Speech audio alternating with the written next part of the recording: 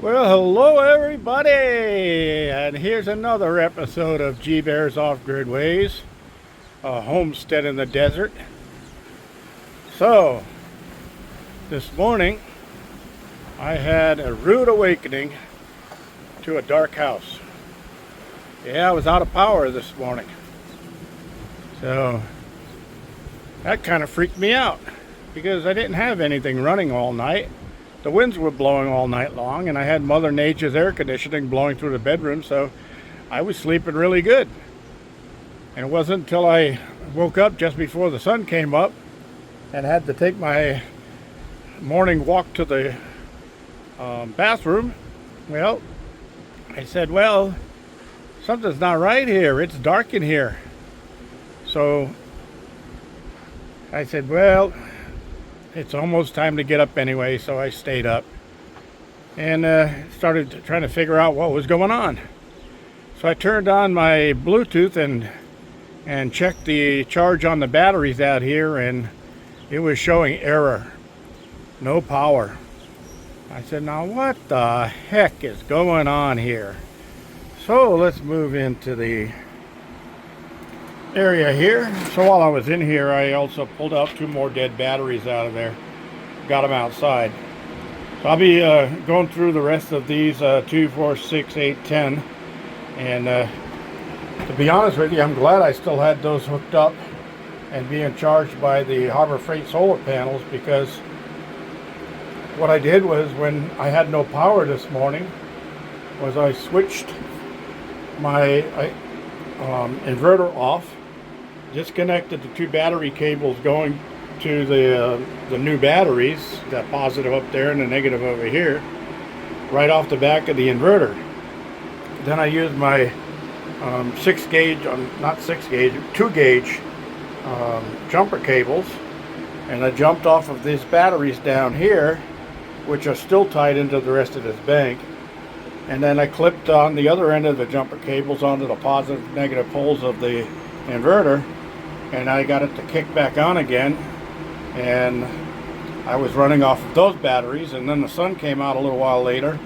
I started throwing a charge in there, so I'm still holding 13.5 in those leftover lead acids. That's a good thing.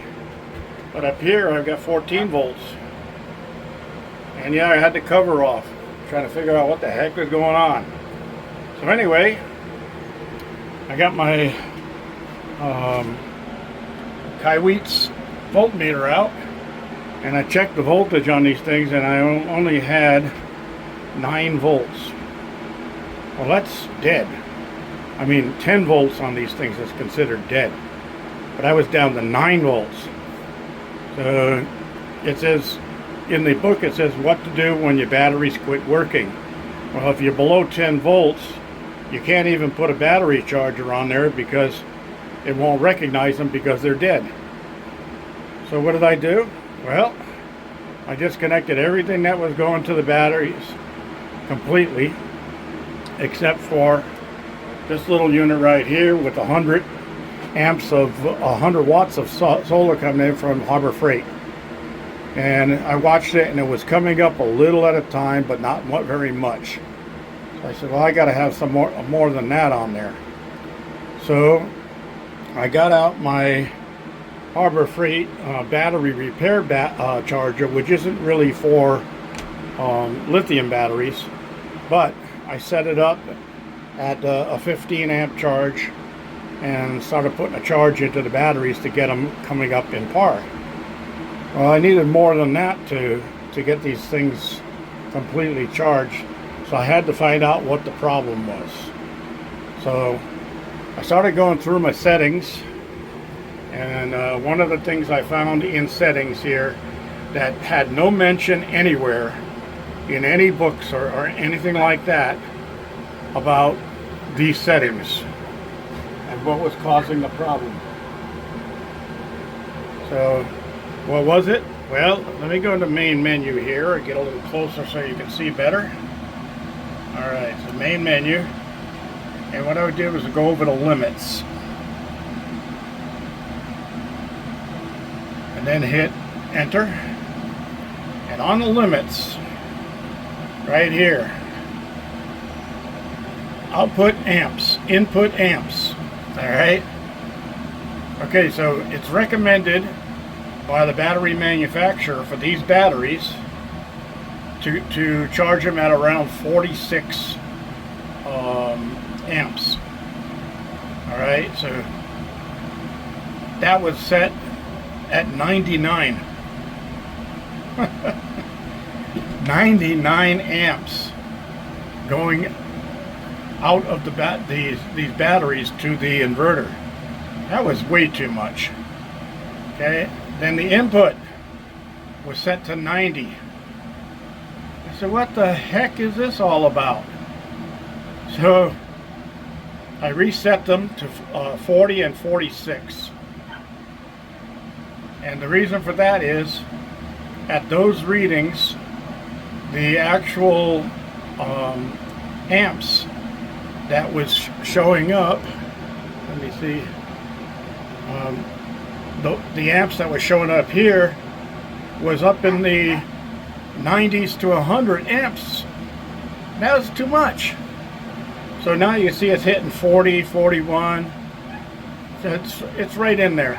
And every now and then you'll see bulk kick off and it'll come on saying amp limit. Because it's limited now to those amps. And since then, these batteries have been charging just fine. They're at 13.8 to 13.9 right now. And before, I was only getting 13.4 maybe for a charge in these batteries. So I did some research on it. I found that 13.8, 13.9 is what you want on these batteries for a full charge. You don't want to be up in the 14s or anything like that. This battery doesn't like that. It likes it. 13.9 is 100% charge. Okay, so these are bouncing between 13.7 and 13.9 because now I'm tied back in to my system and I'm running everything in the house off of it. Now I still haven't figured out what this yellow light is on the midnight, but I'll figure that out sooner or later. Okay, so a little bit of knowledge for you guys out there. You see things like bulk, float, boost, absorb. You'll see those words showing up on your charge controllers. So what does that mean? All right, let me explain. Bulk means max current is going to the battery up to the 80 to 90% range at 14.5 volts. Okay, that's a bulk charge. That's giving it the most charge that you can get out of your controller. Absorb, on the other hand, is that it slows the current down. The amps are slowed down, and the volts stay constant at the same volt, and that's to prevent overheating up to the 98% charge rate. Okay, now next one is boost. What's boost mean? Well, that means that the panels are producing the max power that they can due to different circumstances like shade or dirt on the panels or anything like that. It's giving it the maximum charge off of those panels through your controller. All right, and the last of all is a float. A float is basically a trickle charge. It means that your batteries are topped off already. They don't really need any more, so they've dropped down to a trickle charge just to keep them there, and instead of pumping a lot in there. That's about it. Okay, now the other thing I noticed was while I was doing all this, I accidentally put my arm up against this wire right here, which is an 8 gauge going to the negative pole of the battery, and those are the two wires right here coming out of the battery section going up to the battery. So the negative is on this corner, the positive is on that corner back there. Well, that thing was so hot I could have heated a cup of coffee on it.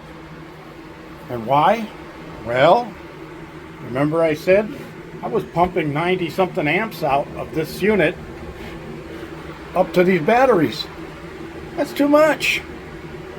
It was twice what the recommended amp charge going to these things is.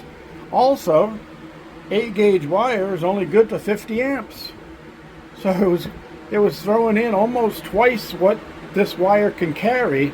No wonder it was hot. But now I can grab a hold of it and it's not hot anymore. Gee, go figure.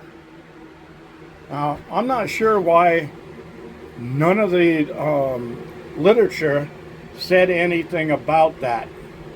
And I never noticed it before, but then again, that might have changed when I changed the other settings in the Midnight Classic. So the cover can stay off for now. I got a fan blowing behind me to keep everything cool. Normally you want the cover in place because this has its own cooling system built in. There's a fan up in here. But this fan's blowing air across this area too.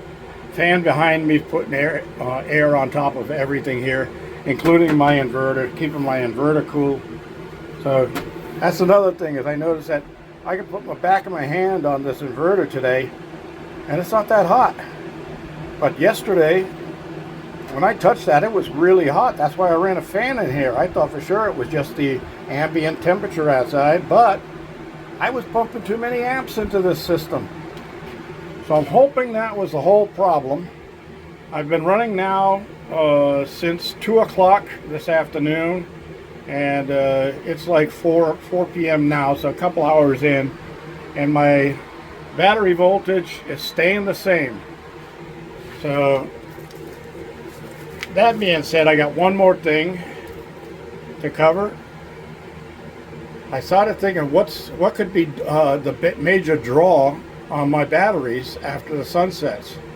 So I unplugged my fridge, which wasn't being charged anyway, when I hooked everything back up. Then I got out my watt meter, my kilowatt meter, and I plugged that in, and I actually ran an extension cord out of the window here because my refrigerator is right there, and I plugged it into the generator to charge the refrigerator or cool the refrigerator off, since it was off all night. I wanted to run it for a while, so I ran it for about 3 hours on the gen to get it down to temperature. So on startup, my fridge used 81 watts. Okay, and I bought that because it was an energy efficient refrigerator. Okay, so 81 watts was the startup. Once it started up and got cooled down a little bit, it ran at 75 watts. So normal running was 75 watts. So all night long it's pulling only 75 watts. That should not drop these batteries. Okay, so it wasn't the refrigerator. But just in case it was something out in the shop, I shut the breaker off to the shop in the main panel, which is right inside the wall here on inside the cabin. And I'm going to leave that off for the night and see what the morning brings for me. So stay tuned, everybody. You may want to see what goes on by tomorrow morning. See if I found the problem or not. This is G Bear, thanking you for joining me and signing off.